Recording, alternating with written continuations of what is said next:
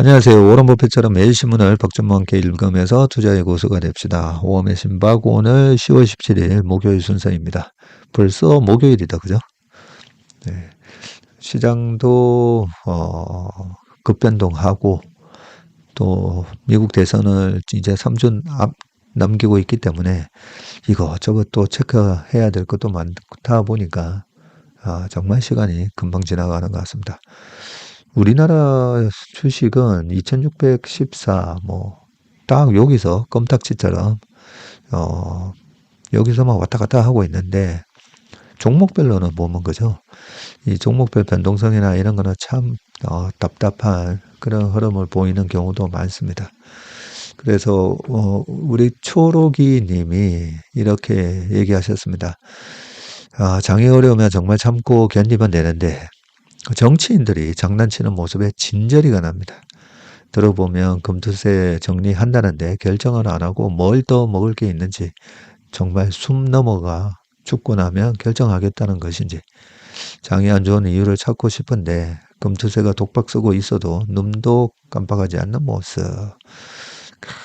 이런 말씀을 해주셨습니다. 네, 저희 아버지도 옛날에 수출 그 훈장도 타시고 하셨거든요. 그 기업을 하시다 보니까 아무래도 정치인들 욕을 되게 많이 하셨어요. 옛날입니다. 옛날. 예, 공무원. 저희 큰아버지는 공립학교 선생님이셨기 때문에 저희 큰아버지 앞에서 형님 계신데 미안하지만 우리나라 공무원들 지금 아닙니다. 30년 전, 40년 전 얘기입니다. 우리나라 공무원들 때문에 죽겠다는 거죠. 네, 그런 얘기를 많이 듣고 자라다 보니까 저는 웬만하면 이 남을 비난하거나 이렇게 욕을 하게 되면 우리 에너지가 나빠지잖아요. 그 분위기 자체도 그렇고 내 몸의 에너지가 안 좋아집니다. 그래서 저는 웬만하면 이제 정치 쪽을 안 보다 보니까 그저께인가 이 선거 유세차가 돌아다니더라고요. 교육감 선거인가 있었다 그러고 어제 무슨 선거가 있었는지 사실 잘 모르겠는데 말씀하신 대로 이제 표로 교육시켜야 되는 거는 맞는데 조금 우리나라 정치를 조금이라도 이래 관심을 갖고 기대를 갖고 보다 보면 속 터지는 경우가 많지 않습니까? 그죠? 그래서 저는 아예 그냥 정치에 대해서는 잘 모르기도 하고 그냥 중립. 그 대신 옛날에 링컨의 얘기처럼 링컨 얘기가 아니죠. 내가 국가를 위해서 뭘 할 수 있는가? 케네디 얘기였나요? 그것처럼 그냥 저는 제가 할 일은 뭔가 그런 생각을 하면서 이 정치 스트레스를 그나마 좀 피하면서 살고 있습니다. 네, 지금 여기 이 파란 가을 하늘을 띄워놨는데요. 우리 소소리 님이 애국가 3절에 나오는 가을 하늘 공활한데 이 공활이 뜻하는 것은 하늘 아래에서 느끼는 감정의 청량감과 평화로움을 함께 표현하고 있습니다. 채슬리 가족과 구독자의 공활한 가을을 기원합니다. 감사합니다. 진짜 이번에 대선이 끝나고 나면 찬바람이 불겠지만 정말 공활 이게 빌공자에 아마 활달하다 할 때 활자 일 건데요. 말씀하신 대로 이 뭔가 뻥 뚫려 있지만 이 뻥 뚫려 있는 청량감과 그리고 되게 참 저 나뭇가지를 보면서 평화롭다. 가을 바람에 살랑살랑 나뭇가지가 흔들려도 참 평화로울 거 아닙니까, 그죠? 그러고 보니까 나뭇가지 얘기하다 보니까 제 고등학교 때 친구입니다. 저는 분일고등학교를 나왔지만 제 절친이 또 동래고등학교 나왔거든요. 그 동래고등학교에서 꽤 공부도 잘하고 참 멋진 친구인데 고대 국어국문학과를 가가지고 시인이 됐습니다. 회사를 다니다가 시골로 내려가서 시인이 됐는데 잘그락대는 잎들의 소리라고 이렇게 시집을 이번에 출간해가지고요. 제가 어제 100권을 주문해가지고 저희 오시는 고객분들이나 나눠드리려고 했는데 잘그락대는 잎들 오전 햇빛에 깜짝 놀라 지들끼리 조잘대는 소리가 모래알 같다. 손가락 같은 바람 간지러운 수다. 지나가는 자가 신경 쓰이지 않는 듯. 밤새 참았던 거라 더 잘근잘근 종종걸음 하는 참새 같다. 뜨거워지기 전에 여기서 쉬었다 가야 한댔다고. 오늘 비 올 일은 없지만 애들 옷 하나 더 챙겨야 될 것 같은데 이것저것 바빠 벌써 시간이 이렇게 지났다는 이 주머니 저 주머니 주섬거리는 손짓만큼 할 얘기 남겨둔 게 아쉬워. 내일 또 보자는 명랑한 새댁 같다. 네. 고등학교 때 독서연합 클럽이 있어가지고요. 친한 형님이 저를 거기 데리고 가주시는 바람에 그때 그나마 고등학교 때 참 좋은 책들 많이 읽었었는데 제 또 동기가 이렇게 시집을 내니까 감회가 새롭습니다. 제 친구 보고 그랬습니다. 내가 100권 샀는데 네가 10년 뒤에 노벨상 타면 이 100권의 가치가 얼마가 될까 하면서 얘기 안 했고 그 밑에다가 주식쟁이라서 이렇게 천박한 생각, 이 맑은 이 식구의 시집에 내가 그렇게 천박한 생각해서 미안하다 라고 또 카톡에 남겼습니다. 자, 아무튼 공활한 가을 하늘처럼 우리 시장도 우리 삶도 저렇게 뻥 뚫리고 청량한 그런 평화롭고 청량한 그런 삶이 이번 달에도 계속 됐으면 좋겠습니다. 네, 그러면 기사를 좀 빨리 이제 읽어보겠습니다. 이 참 기분 좋게 시작을 했는데 또 반도체 얘기부터 해야 되네요. 동맹매점 반도체 라이벌이죠. 라이벌 인텔 AMD. 그러게요. 인텔하고 AMD는 서로 라이벌인데 영국 암 부상의 위기감 고조 반도체 표준 함께 방어하기로 미국의 대표적인 반도체 라이벌 기업으로 꼽히는 인텔과 AMD가 손을 맞잡았다. 영국 반도체 설계 기업 암을 견제하자는 데 뜻을 같이 했다. 인텔과 AMD는 15일 미국 시애틀에서 열린 레노버 테크월드 2024 컨퍼런스에서 X86 아키텍처 자문그룹을 결성한다고 발표했는데요. 자문그룹을 통해서 X86 아키텍처를 사용하는 제품들이 서로 원활하게 작동하도록 지원할 방침이고, 이 X86은 인텔이 1978년 개발한 반도체 설계 표준이라고 합니다. AMD는 인텔로부터 X86 라이센스를 받아 반도체를 개발하고 있고요. 두 회사의 동맹은 암을 견제하기 위해서 결성이 됐는데 스마트폰용 반도체 시장을 중심으로 암 설계 칩을 채택하는 회사가 늘어나면서 X86의 지위가 위협받고 있다고 판단한 것이다. 이 인텔의 주가가 안 되는 이유가 참 여러 가지가 있네요. 이렇게 인텔이 1978년 개발한 반도체 설계 표준에서조차도 지금 ARM의 반도체 설계 방식이 더 많이 채택되고 있어서이군요. 퀄컴하고 엔비디아, 애플 등은 X86이 아니라 ARM의 아키텍처를 기반으로 반도체를 제작하고 있다. 이번에 자문그룹에는 브로드컴과 델, 구글, 메타, 마이크로소프트 등 X86 아키텍처 기반 서버와 OS 운영체제를 개발하는 주요 기업들도 포함이 됐고요. 팻 겔싱어 인텔 CEO는 우리는 수십 년 만에 X86과 생태계에서 가장 중요한 변화의 정점에 있다면서 X86은 여전히 건재하다고 말을 했습니다. 리사 수 AMD CEO는 X86은 개발자와 고객이 계속 선택하는 플랫폼이 될 것이라고 말을 했습니다. 인텔도 워낙 최근에 뭐가 계속 안 되다 보니까 이 팩케이싱에 뭐 이런 얘기, 여전히 건재하다 이런 얘기가 이제는 좀 이렇게 신뢰감 있게 안 와닿습니다. 그죠? 자, 변동성 장에도 월가 은행들은 웃었다. 3년 만에 분기 최대 실적이라고 되어 있거든요. 최근에 아침에 모닝브리프 하다 보면 그죠? 이 미국의 IB들의 주가는 52주 신고가를 지금 52주 신고가가 아니라 거의 역사적 신고가 올타임 하이 막 내고 있습니다. 쭉 한번 보겠습니다.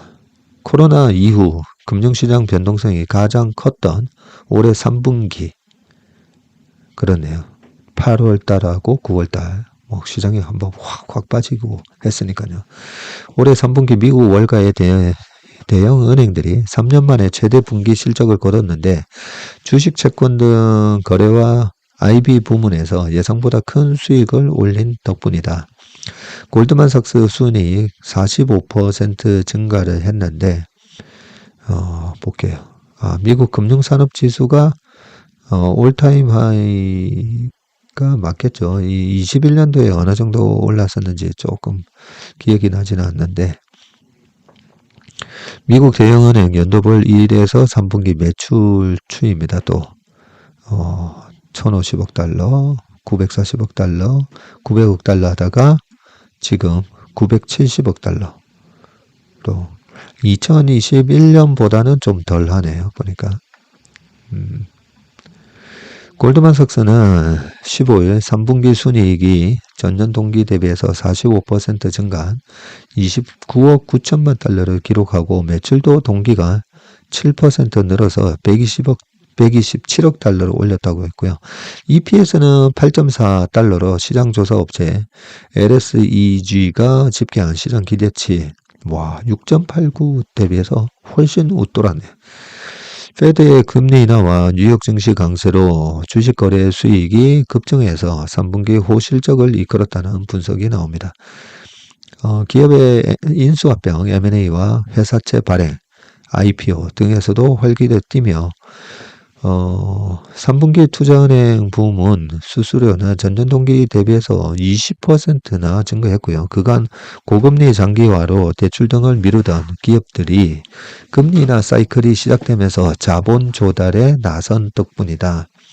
또 유동성 증가에 따른 자산 가격 상승으로 자산관리 사업부에서 호황을 보였는데 뱅크 오브 아메리카도 이날 기대 이상의 3분기 실적을 발표했고요.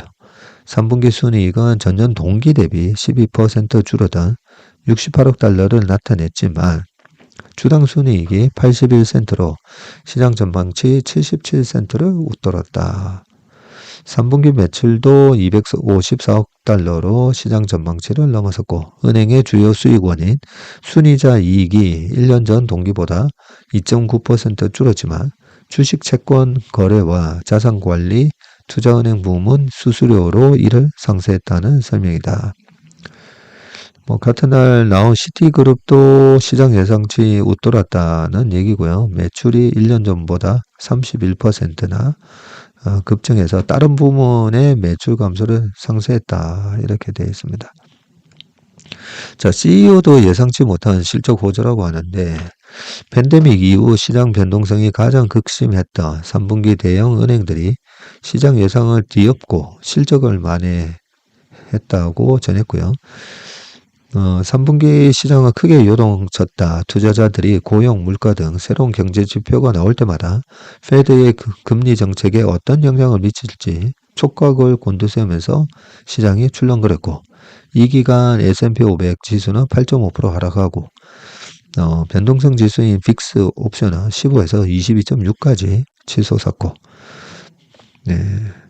그러다가 페드가 이제 빅컷을 단행을 했고 S&P 500은 사상 최고치를 경신을 했고 데이빗 솔로몬 골드만삭스 CEO는 최근 금융시장 환경은 불확실성으로 가득 차 있고 고객이 투자 포지션을 재조정하고 방향을 재설정하는 등 거래가 활발하게 일어났다라고 합니다.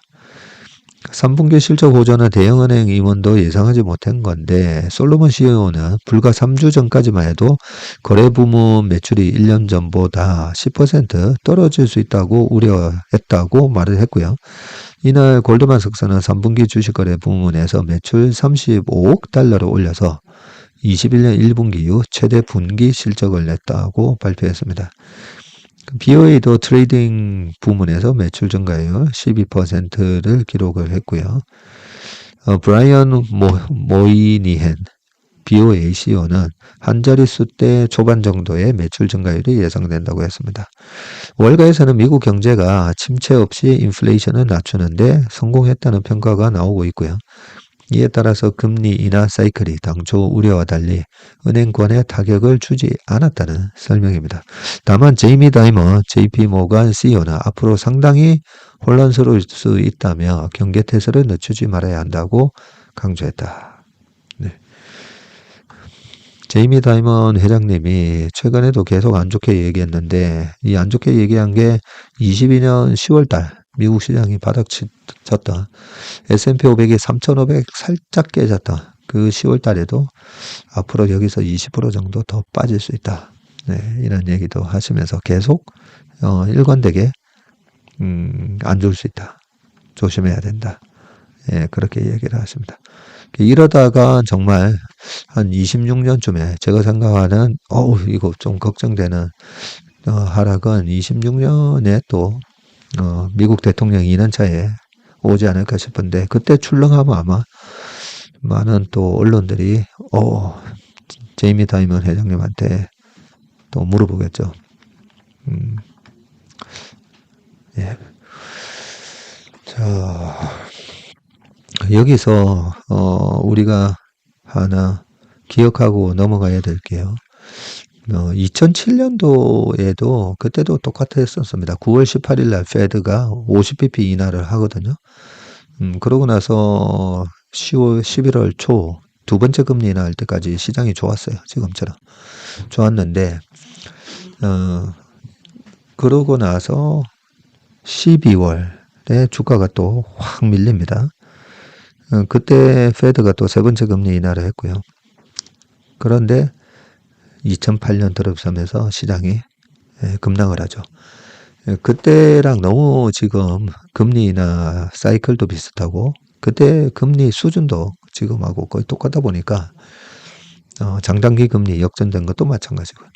그래서 2008년과 같은 침체 그러다 보니까 2008년 1월 2월 3월까지 확 빠지다가 3, 4, 5 약간 반등 들어오다가 또 6, 7, 8 박살 나는데요. 9, 10월까지.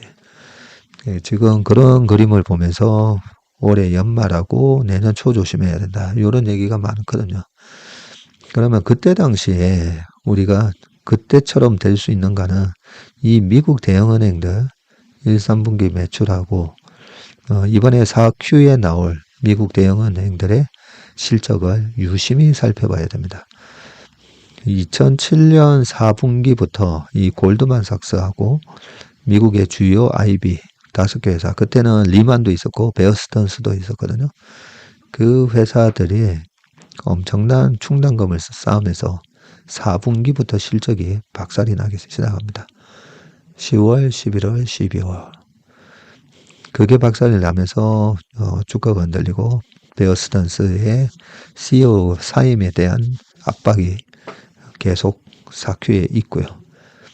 그러면서 2007년 12월에 아마 베어스턴스 자산운용 CEO가 아마 사임을 하고 그러고 나서 1월 달에 거의 뭐 파산 신고 들어가고 그랬었기 때문에 내년 1, 2분기를 장단기 금리가 역전이 됐던 거랑 금리를 내리는 거와 지금 굉장히 유사하기 때문에 내년 1Q 시장 부러지는 거 조심해야 된다라고 얘기하시는 거 부분에 있어서는 이게 안 맞아요. 미 금융주의 이 IB들이 말 그대로 우리 개인 투자자들이 개인적으로 투자한다면 전 세계에서 엄청난 자금으로 실제로 위험 자산에 투자하고 있는 기관이 바로 이 미국 대형은행들 이거든요.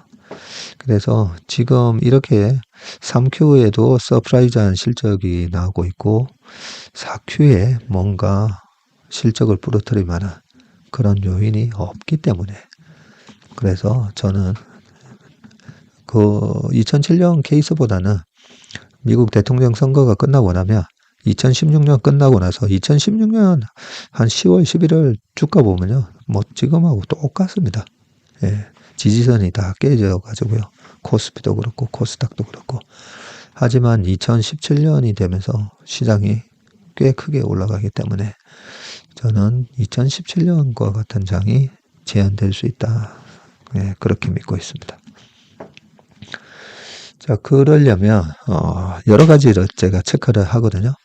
네, 제가 틀릴 수가 있기 때문에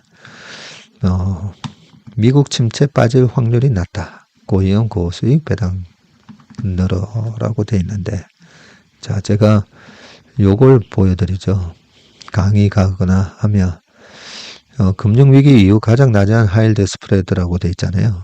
요 2007년하고 6년이 앞에는 안 나오지 않는데 2007년 하반기에 벌써 하이힐드 스프레드가 치고 올라가기 시작했었습니다.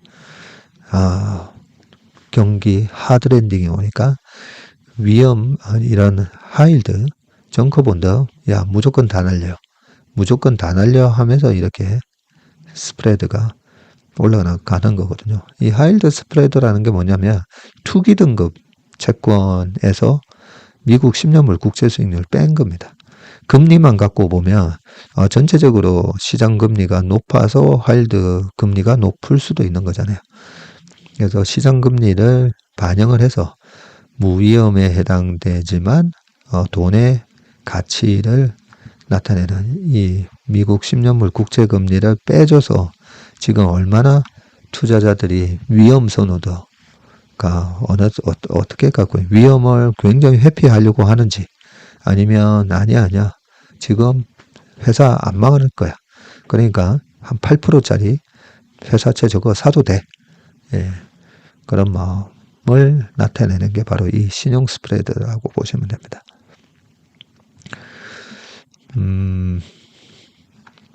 자, 지금 하이힐드 스프레드는 계속 빠지고 있고요. 작년에도 2023년 2월 달이 저거 있었잖아요. 미국 지방은행 사태. 그때도 유심히 봤습니다. 하이힐드 스프레드가 위로 치솟는지. 안 올라가더라고요. 코로나 때도 마찬가지죠. 코로나 때 급등을 했다가 그 다음에 다시 떨어지는 거예요. 떨어지는 걸 보면서 괜찮구나. 그래서 제가 정말로 중요하게 보는 지표, 매주 체크하는 지표가 바로 이 하이힐드 스프레드입니다. 이 하이힐드 스프레드를 매주 그러면 어떻게 체크하면 되나요 하시면 월요일마다 저희 모닝 브리프 보시면 됩니다. 최일호 상무가 항상 이 하이힐드 스프레드를 가져와서 설명을 해주기 때문입니다. 자, 이 세인트루이스 연방은행에 따르면 이 뱅크 오브 아메리카 미국 하이힐드 지수 옵션 조정 스프레드는 전년 동월 대비해서 또 1.33%포인트 하락해서 2.97, 3% 깨졌네요. 2.97을 나타냈고요. 하이힐드 스프레드는 위험성이 높지만 수익률이 높은 이 투기 등급, 신용 등급 BB 이하 채권입니다. BB 이하. 우리가 보통 투자 가능 채권으로는 BBB 마이너스 정도까지 하는데, BBB 마이너스 바로 밑에 등급이 이제 BB로 떨어집니다. 이 투기 등급 채권과 미국 국채 간 수익률 차이를 말하고, 하이힐드 스프레드가 낮으면 일반적으로 시장이 향후 경기 침체 가능성을 낮게 본다는 뜻으로 해석이 되는 거죠. 정커본드로 분류되는 기업이 이 디폴트가 날 가능성이 낮아지면 투기 등급 회사채 수익률이 하락하기 때문입니다. 시장 전문가들은 하이힐드 스프레드 축소가 최근 월가의 경기 낙관론을 반영하고 있다고 평가하고 있고요. 골드만삭스는 향후 1년간 미국 경기 침체 발생 가능성을 20%에서 이제는 15%로 하향 조정했습니다. 스티븐 오 파인브리지 인베스트먼트의 신용채권 글로벌 책임자는 의미 있는 경기 침체가 발생할 확률은 매우 낮다고 분석을 했습니다. 페드가 지난달 금리 인하를 시작한 이후 높은 차입 비용에 따라 기업 파산이 줄어들 것이라는 전망도 정커본드가 인기를 끄는 배경이고요. 고위험 투자 수요 확대로 정커본드 발행도 증가했는데 지난 11일까지 발행된 투기 등급 회사채는 총 1조 3천억 달러, 1770조 규모로 전년 동기보다 29%나 늘었습니다.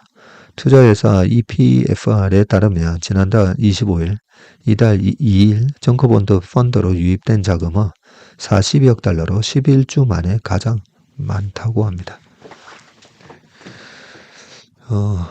저도 경기가 나쁘지 않을 겁니다. 괜찮을 겁니다. 이런 얘기를 주식 강의나 뭐 유튜브 나가서 많이 얘기를 하지만 할 때마다 항상 이 하이힐드 스프레드라 그 다음에 뭐 여러 가지 있죠. 우리나라 수출 지표뿐만 아니라 미국의 PMI 아니면 미시간 소비자 심리 지수 여러 가지를 체크하는데 다른 것들은 설베이는 약간 후행적일 수가 있습니다. 그런데 이 하이힐드 스프레드 같은 경우는 향후 내가 이거 채권에 투자했다가 혹시 6개월, 1년 뒤에 이 기업이 망하면 어떡하지? 그런 미래의 전망치를 담고 있기 때문에 이 하이힐드 스프레드는 경기 전망 후 지수로는 굉장히 유용하게 쓸 수 있다라고 기억을 하시면 될 것 같습니다. 금융 관련된 시험에도 많이 나옵니다. 시험에도. 좀 재밌는 기사입니다. 이 추세 투자의 대가 전략을 AI로 따라다 라고 돼 있어서 추세 투자의 대가 누구지?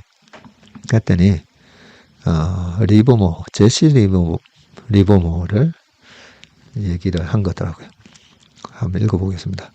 제시 리버모 잠깐만 이 리버모가 R이었던 것 같아요. 리버가 아니라. 네. 제시 리버모 그리고 워런 버핏 등 투자 대가의 투자 방법을 내 포트폴리오에도 적용할 수 있다면 얼마나 좋을까. 지난달 미국에서는 이 같은 상상을 실현할 수 있는 흥미로운 ETF가 출시됐는데 딥워터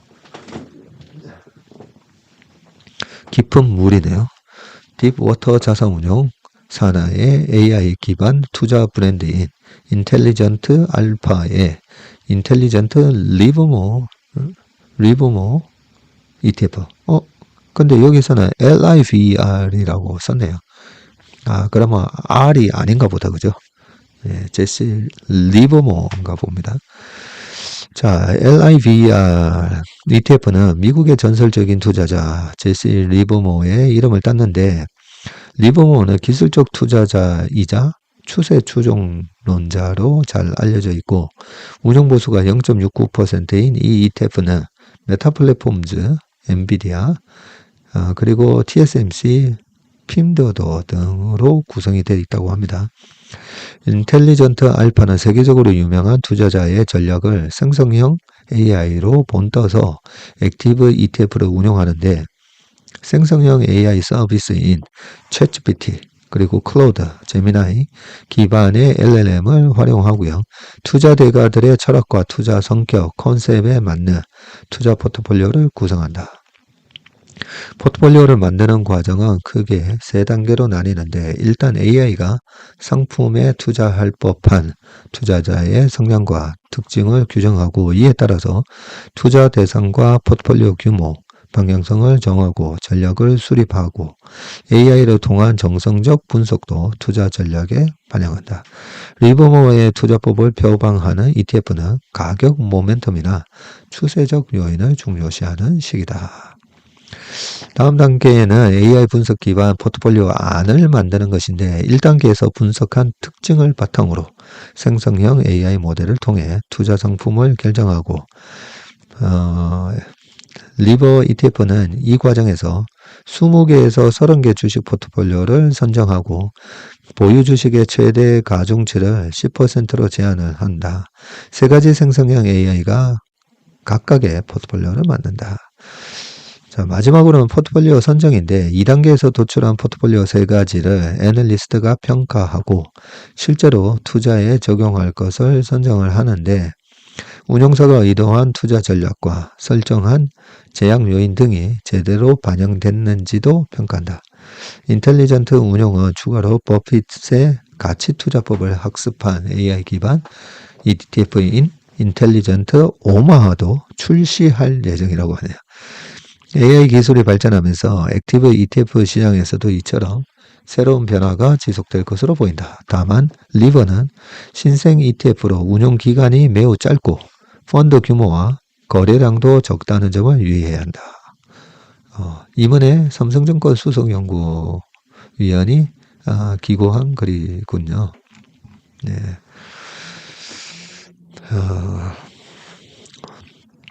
재밌는 ETF인데요. 이 ETF가 지금 쭉 읽다 보니까 미국에서는 통할 수가 있습니다. 말 그대로 추세 추종 스타일이고요. 리버모어는 국내에서 주식으로 돈 번 분들은 이 책을 다 아마 읽으셨을 거예요. 읽고 요 얘기를 다음에 투자일기에서도 한번 해야 되겠네요. 리버모어가 대단한 트레이더로 우리한테 큰 영향을 줬던 것 중에 하나가 한마디로 불타기 매매입니다. 불타기. 보통은 우리가 물타기를 하잖아요. 손해난 주식을 계속 더 사서 단가를 낮추고 그 대신 수량을 늘려놨다가 반등이 들어가면 딱 팔고 나오는 그런 물타기를 많이 하는데 실제로 물타기를 하다가 이게 큰 리스크가 하나 있는 게 그 산업 내의 패러다임에서 경쟁력을 잃어가는 기업, 아까 인텔 같은 거 했었었죠. 그러면 다른 엔비디아가 치고 올라가고 이런 과정에서 인텔 안 올라갔네 하면서 계속 물타기를 해서 놔두고 있었으면 그나마 왔다 갔다 좀 하니까 본전 넘어서면 또 팔고 나올 기회가 있었을 수도 있는데 그나마 인텔이 왔다 갔다는 하고 있네요. 근데 추세적으로 장기적으로 이제 하락하는 주식들 있잖아요. 예를 들면 최근에는 GE가 또다시 원전 이런 걸로 좀 올라오긴 했는데 과거 한 20년 동안 보면 GE 같은 주가도 계속 이렇게 빠집니다. 빠지는 걸 계속 물타기를 했다면 크게 손실이 나잖아요. 그와 반대되는 매매가 바로 이 피라미딩 기법이고 이 피라미딩 기법을 그냥 재밌게 불타기라고 저희는 얘기를 합니다. 물타기의 반대라는 거죠. 굉장히 지금 활활 타고 있는 그런 주식을 더 산다는 거죠. 그러고 보니까 여기서 황소, 불 해도 되겠네요.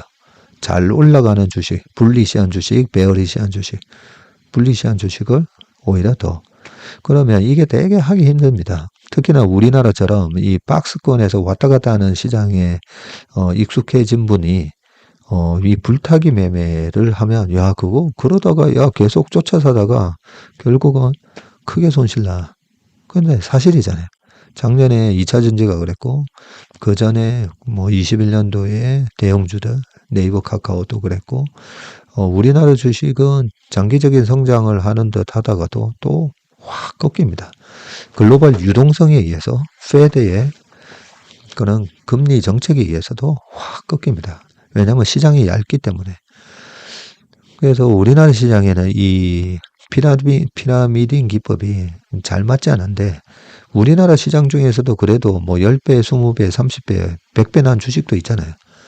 그런 종목의 선정을 내가 종목 선정에 정말 탁월한 능력이 있으신 분들은 압축해서 그 불타기 매매로 돈을 버셨거든요. 제 주변에. 그런데 일반적인 그 중수, 하수 인분이 이 불타기 매매를 국내에서 하면 거의 필패였던 것 같습니다. 그래서 10배 오르고 20배 오르고 50배 오른 주식을 미국의 주식들 보면서 저 주식도 봐라. 저거 200배 오르고 300배 올라지 않았냐. 그러면서 우리나라 주식 이미 10배, 100배 오른 주식을 계속 가져가며 그런 마음으로 투자를 한 사람들이 이때까지 제 주변에서 보면 30년 동안 다 참 힘들어요. 말로가 좀 힘드셨습니다. 그래서 요 리버 ETF는 잘 보시고요. 근데 아까 말씀드렸듯이 이 불타기는 그 기업의 정말 산업적인 경쟁력이나 이런 거를 해서 좀 좋은 주식으로 압축을 해서 불타기를 해야 되는데 그 종목 선정이 제대로 될지는 모르겠고요. 또 하나 여기 엔비디아 같은 주식도 들어가 있잖아요. TSMC 그리고 중국 주식도 들어가 있고 전통적으로 이 변동성이 되게 심한 주식입니다.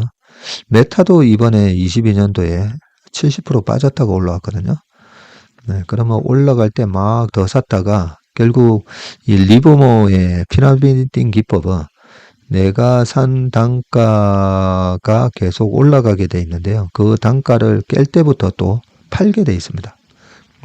그러면서 막 주식을 팔면서 큰 손실은 나지는 않습니다. 나지는 않은데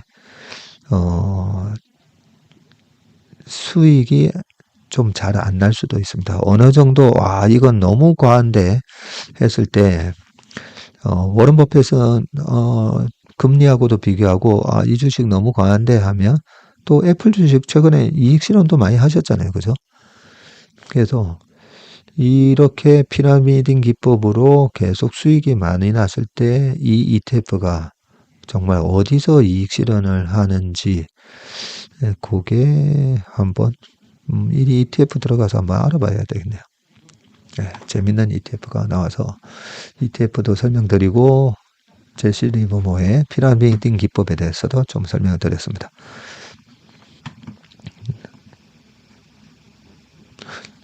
아이고, 기사가 2개 나왔습니다. 엔터사 주가 반등 실적 보리고개 해소 기대라고 되어 있습니다. 한동안 약세를 보였던 엔터테인먼트 주가가 반등하고 있죠. 에이스 무슨 K-팝 ETF 꾸역꾸역 올라오고 있습니다. 지금. 자, 올 들어 별다른 활동을 하지 않아 매출 공백을 키웠던 주요 연예인이 잇따라 활동을 재개하면서 실적 개선이 예상되는 까닭이고 YG엔터 주가는 지난 13일까지 한 달 동안 15.3 올랐고요.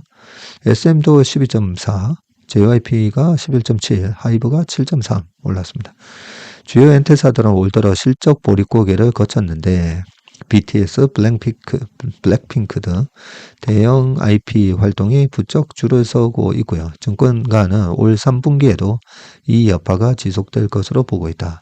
엔터사들은 앨범 판매나 콘서트에 따른 수익을 발생 즉시 반영하는 게 아니라 이연 반영하는 경우가 많아서이고 IP 다각화를 위해서 신인 육성에 나서면서 초반 마케팅 콘텐츠 비용 부담도 커졌다. 여기에다 하이브와 어도어 간 갈등과 SM과 첸백씨, 첸과 백현, 시우민 간 계약 분쟁 등 각종 잡음이 겹치면서 투심이 악화됐고요.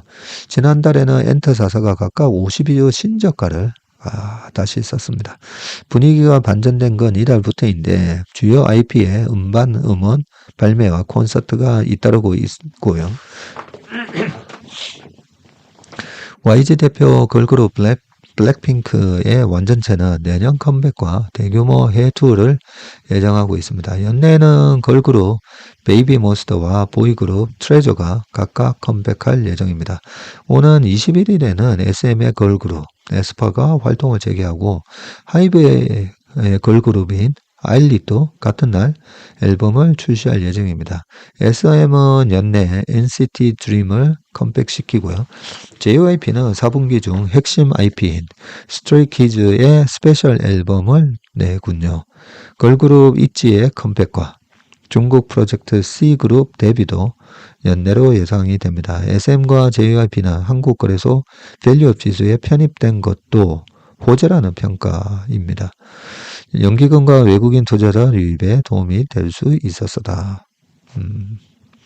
시장 외부 변수도 상대적으로 우호적인데요. 중국이 경기 부양책을 내놓으면서 큰손 시장인 중국의 소비 심리도 일부 개선될 수 있어서이고, 이환욱 유한타 연구원은 엔터 4사 주가는 이번 분기를 기점으로 우상향 트렌드로 전환할 것이라고 내다봤다.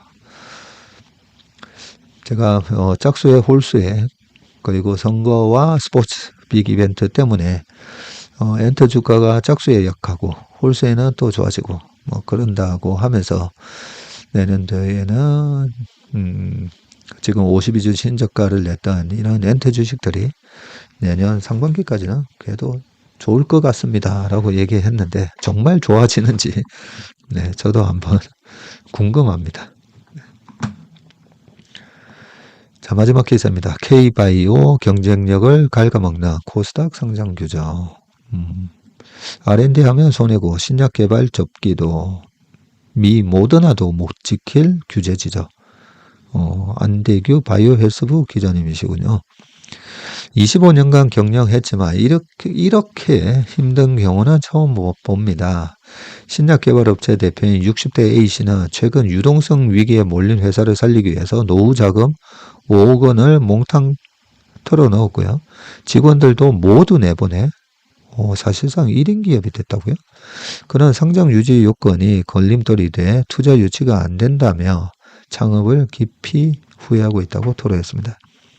수년째 투자 혹한기를 겪고 있는 국내 바이오 업계가 20년 된 코스닥 시장 상장 규정 때문에 신음하고 있는데 대표적인 게 법인세 비용 차감 전 단기 순손실,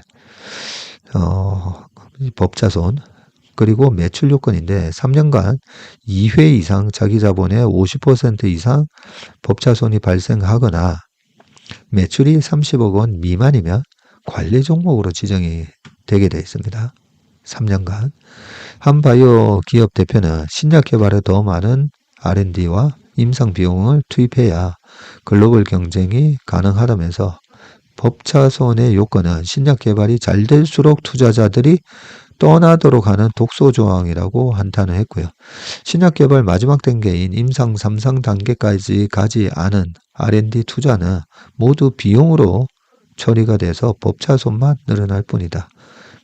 보통 우리가 R&D 비용은 이게 R&D라는 게 결국 기업이 가지고 장사를 하는데 아주 중요한 기술적인 자산인 거잖아요.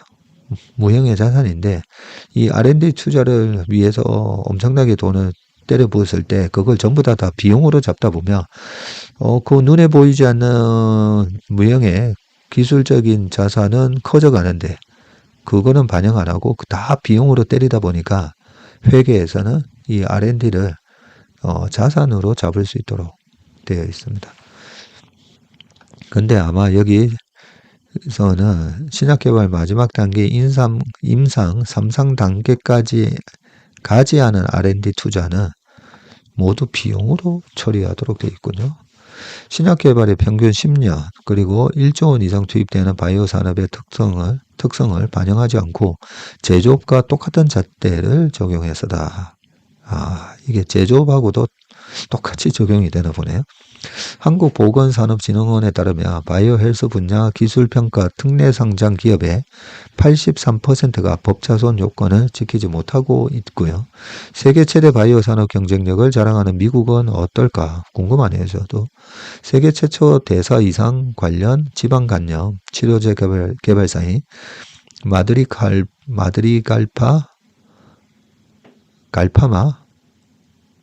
파마스리컬스 마드리갈 파마스리컬이거든요. 세계 최대 리보 핵상 간섭 치료제 개발사인 엘나일람, 그리고 노버너지스크의 비만 치료제 경쟁사인 바이킹 테라피틱스 등은 막대한 R&D 투자로 수년간 매출이 0원이거나 수천억 원의 법차손을 기록하고 있다. 모더나 역시 2010년 설립 후 10년간 이익을 내본 적이 없다. 그렇군요. 나스닥 상장 200대 바이오 기업의 법차손, 매출 등 코스닥 상장 요건을 적용을 해봤더니 32.5%가 상장 폐지 직전인 관리 종목 대상으로 분류됐다. 전 세계 시가총액의 52%를 차지하는 미국 증시 상장사의 세계 시장의 1%에 불과한 한국 증시의 잣대를 들이댔더니 대거 상장 폐지 직전 단계까지 추락한다는 점에서 심각한 규제라는 분석이다. 야, 그러네요. 듣다 보니까. 다수의 국내 바이오 기업이 상장을 유지하기 위해 신약 개발을 포기하고 있고 제빵, 화장품, 손세정제 회사 등을 인수하기도 한다. 매출 요건을 맞추기 위해서다. 그 매출 30억을 만들어내려고 부실 기업을 걸러내기 위해 만든 상장 규정이 오히려 한 우물을 파지 못하게 하는 불량 기업이 되도록 유도하는 아이러니가 벌어지고 있는 것이다. 좀 이상할 수 있겠다, 그죠? 만약에 라이센싱 아웃을 할 수 있는 그런 기회가 왔을 때 다국적 글로벌 빅파마를 만났는데 회사 소개를 하는데 저희 회사 빵도 만들어서 팔고 있어요. 빵 매출이 30억이 넘기 때문에 그러면 상대방 회사가 너네 제빵 회사가 이 바이오도 하는 거야? 약간 이렇게 오해할 수도 있겠다, 그죠? 손세정제 30억 이상 만들어 놓으면 손세정제 만들다가 지금 바이오 한다고 그러는 건가? 이렇게 오해할 수가 있겠네요. 금융위원회와 한국거래소는 업종별 형평성과 개인 투자자 보호를 명분으로 아직 제도 개선책을 내놓지 못하고 있는데 약간 구더기 무서운 게 있는 거죠. 바이오 중에 보면 저번에 셀리브리 이런 양스러운 바이오 회사들도 있으니까요. 그런 양스러운 바이오 때문에 저런 규정을 두기는 한데 그러면서 오히려 장을 못 담그는 그런 일이 있으면 안 되죠, 사실. 그래서 미국이라고 그 양스러운 바이오 회사가 왜 없겠습니까? 그걸 시장의 자율기능에 맡겨놓고 그 양스러운 기업을 또 발견하고 지적을 하는 회사들이 그 공매도 회사고 공매도 리포트 적는 회사들이잖아요. 그러면서 예전에 니콜라 저거 사기다 이런 식으로 지적하면서 그래서 어떻게 보면 시장의 기능에 저는 맡기는 게 맞지 않나는 생각입니다. 그죠? 구더기 때문에 구더기 방지 규정을 만들어서 아예 장을 못 담그게 하는 것보다는 밑에 조금만 더 볼게요. 미국 싱크테크인 정보기술혁신재단이 개발한 해밀턴 지수 10개 선진 산업의 글로벌 부가가치에 대한 국가별 기여도 지표에 따르면 한국은 지난해 10개 선진 산업 중 제약 분야에서의 성과가 최하위 수준으로 나타났다고 합니다. 2025년 글로벌 바이오 헬스 시장 규모는 3천조 원에 달해서 보세요. 3천조 원이나 되는 어마어마한 시장이거든요. 이 달에서 반도체, 자동차, 화학산업을 합친 것과 맞먹는 수준으로 성장할 전망이지만 현재 우리나라 점유율은 2%에 불과하다. 어느 선진국에도 없는 법차손 같은 상장 규정은 비단 바이오 산업만의 문제가 아니다. 막대한 R&D 투자가 필요한 우주 첨단 소재 기업들이 2, 3년 뒤 겪게 될 문제라는 게 업계 중론이고 산업 기반이 무너진 다음에 수습하면 아무 소용이 없다는 한 바이오 기업 대표의 경고가 귓가에 맴돈다. 거래소 내에도 최근에 옛날에 하나에 계셨던 김경민 반도체 애널이 거래소에 이런 리서치 팀장을 맡고 계시더라고요.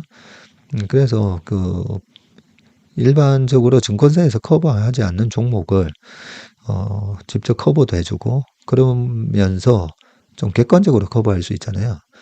보통 증권사가 하나증권도 금융계열이고 신한증권도 금융계열이다 보니까 이 매도 리포트 이런 거 잘 못 적는데, 예, 그런 것처럼 조금은 이 거래소 상장이나 이런 거는 좀 자유롭게, 대신 투자자들이 그 기업이 어떤 회사인지 좀 제대로 알 수 있게끔 상장을 할 때 그 대표이사라든지 그런 부분에 대한 이 IR 있잖아요.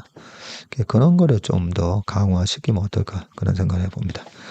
네, 오늘 월매 신박은 여기까지 하겠습니다. 이 청명하고 공활한 가을 하늘 많이 즐기시는 그런 하루 되시길 바라겠습니다. 고맙습니다.